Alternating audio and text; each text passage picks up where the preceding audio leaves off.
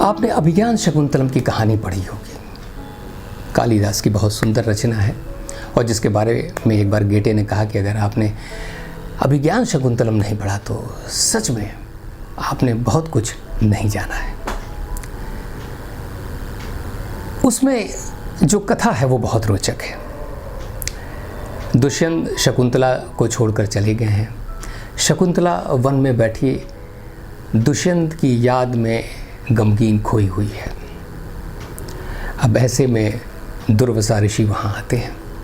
शकुंतला को पता ही नहीं है कि ऐसे मान्यवर ऋषि यहाँ मौजूद हैं या वो आ गए हैं। अब प्रेम में डूबी हुई स्त्री से आप क्या उम्मीद कर सकते हैं? वो उससे बाहर ही नहीं निकल पा रही है अपने प्रेमी के ध्यान से। अब ऐसे में दुर्वासा को बड़ा बुरा लगा। उनका अरे ये छोटी सी मामूली सी लड़की मेरे जैसे महान ऋषि को देखकर भी इसने प्रणाम नहीं किया। ये ऐसे किसी की याद में खोई हुई है कि इसको ये भी पता नहीं कि कौन आया है।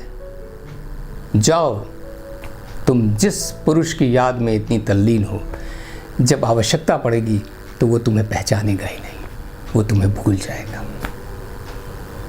और आप जानते हैं कि शकुंतला और दुष्यंत की कहानी में ऐसा होता है। वो जब अपने पुत्र भरत को लेकर जाती हैं तो दुष्यंत उन्हें पहचानने से इनकार कर देते हैं। खैर, कहानी आगे बढ़ती और इसका अंत भी बहुत सुखद है। लेकिन जो बात मैं कहना चाहता हूँ वो ये कि दुर्वासा को ऐसा क्यों लगा?